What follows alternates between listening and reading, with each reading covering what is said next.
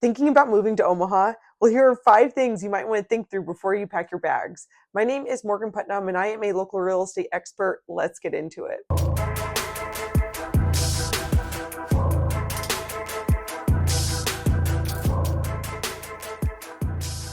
Thank you for stopping by the Omaha Insider YouTube channel. Please take a moment to subscribe so you're always the first to know what's going on in Omaha.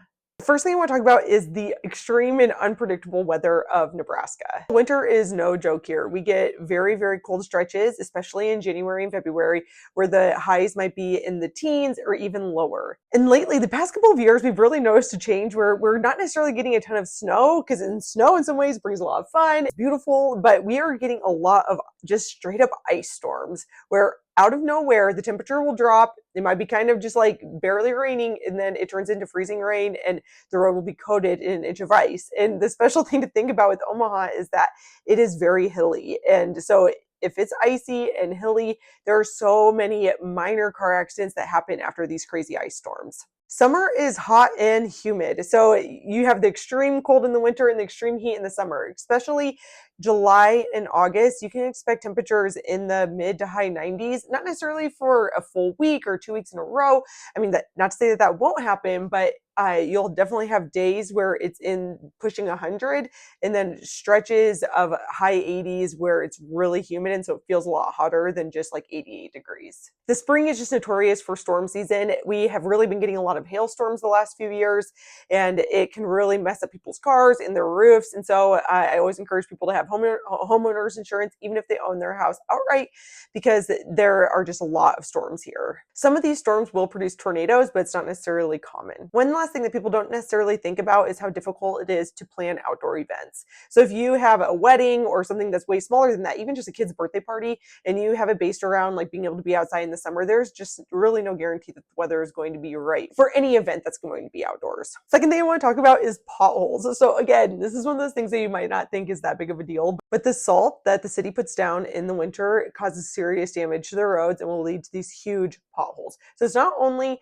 the salt, but it's also the change in temperatures will lead to the concrete to heave and to shrink really quickly. So first of all, it's just really hard on your car, but it can also be like more dangerous than just causing damage to your car, because people will swerve to avoid a pothole. They might not necessarily check their mirror to make sure that there's nobody in the neighboring lane, but while dodging a pothole.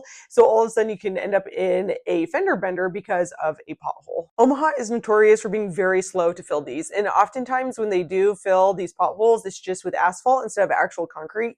And so they'll quickly just diminish again. Asphalt's not nearly as hardy as concrete. And so the next storm, basically they might just get washed out if it rains a ton, or guarantee by like midwinter next year, all of that asphalt will just be dissolved into little gravel pieces. The third thing you want to think about if you are moving to Omaha is high property taxes. So if you're moving from a coastal city or a densely populated state, you will be shocked at how high property taxes are. However, if you are moving from another Midwestern state, they tend to be right about in line with other sparsely populated states. So it's just something to be aware of. Our tax levy in Omaha is anywhere from about 2% up to 3% in the suburbs where they're in sanitary improvement districts.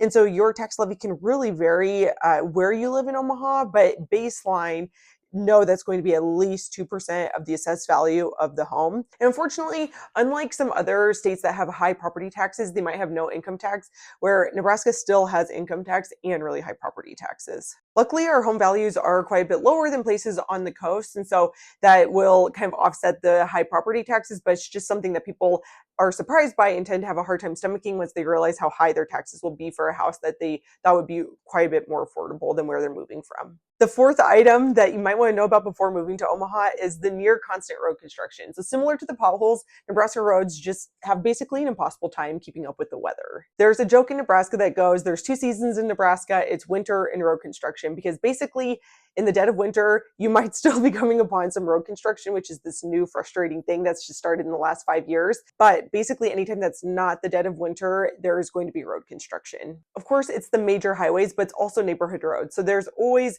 a need to repair older roads and or add new infrastructure underneath the roads. And so it seems like every time that a project wraps up, another one is just beginning. And so it's great to see that Omaha has a lot of development going on and that they are trying to improve the roads around these newer developments. improvements. Like there's a lot of work being done around University of Nebraska Medical Center, and so a lot of the road has been replaced around that, which is exciting because everything that's happening at UNMC is really good for Omaha, but it just leads to so much road construction and big delays whenever you're trying to get anywhere. Omaha's not known for having a lot of traffic, even though we do have more traffic than what you might suspect, but the road construction can lead to traffic in the most bizarre places that you wouldn't expect. And lastly, something to think about is that Omaha tends to lack some of the big city items that you might come to expect in a city of this size. So there are no major sports teams, which people are always disappointed by. We do host the College World Series, which is a very fun 10 days in Omaha. There has been some talks of different pro teams coming, but never has anything actually